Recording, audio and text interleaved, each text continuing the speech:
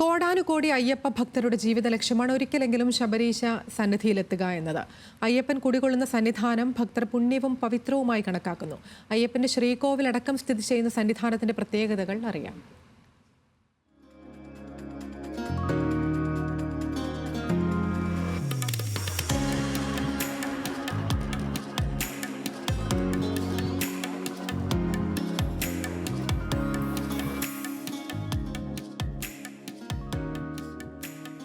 സമുദ്രനിരപ്പിൽ നിന്നും 1260 അടി ഉയരത്തിൽ 18 മലകൾക്ക് നടുവിലാണ് ശബരിമല സ്ഥിതി ചെയ്യുന്നത്. തറനിരപ്പിൽ നിന്നും 40 അടി കൂടി ഉയരത്തിലാണ് അയ്യപ്പന്റെ സന്നിധാനം. ഈശ്വരൻ വസിക്കുന്ന ഇടമെന്നാണ് സന്നിധാനത്തിന്റെ അർത്ഥം.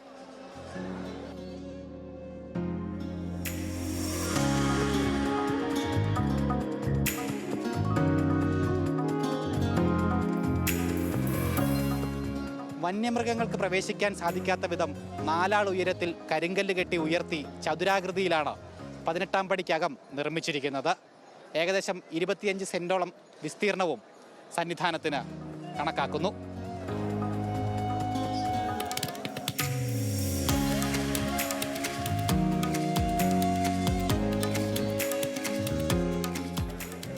പതിനെട്ടാം പടി കയറിയെത്തിയാൽ ആദ്യം ദൃശ്യമാവുക അയ്യപ്പന്റെ സ്വർണ്ണ കൊടിമരമാണ്.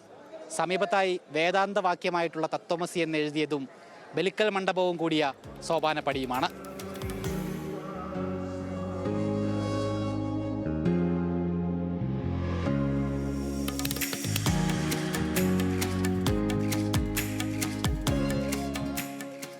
സോപാനവും കടന്നെത്തിയാൽ നിത്യതാപസനായ ശബരീശന്റെ മുന്നിലെത്താം. സ്വർണത്തിൽ പൊതിഞ്ഞ മേൽക്കുരയോട് കൂടിയ ചതുരാകൃതിയിലുള്ള ശ്രീകോവിലിനുള്ളിലാണ് അയ്യപ്പൻ വസിക്കുന്നത്.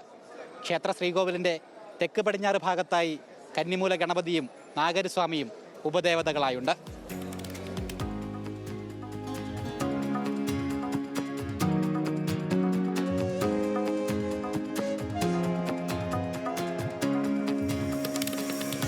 ആയിരത്തി 1950-ലുണ്ടായ ഒരു വലിയ തീപിടുത്തത്തിൽ പുരാതന ക്ഷേത്രം പൂർണ്ണമായും നശിച്ചിരുന്നു.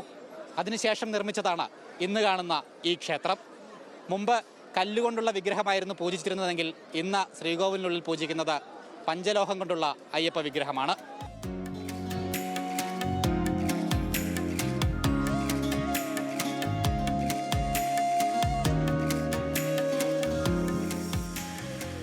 അയ്യപ്പ സന്നിധിയിൽ ഒരിക്കലെങ്കിലും എത്തുക എന്നുള്ളത് ശബരീശ ഭക്തരുടെ ജീവിതാഭിലാഷമാണ്.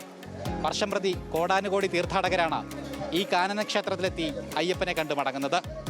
സന്നിധാനത്ത് നിന്നും എസ് ശ്രീകുമാറിനൊപ്പം ഗോകുൽ രമേശ്, ന്യൂസ് മലയാളം.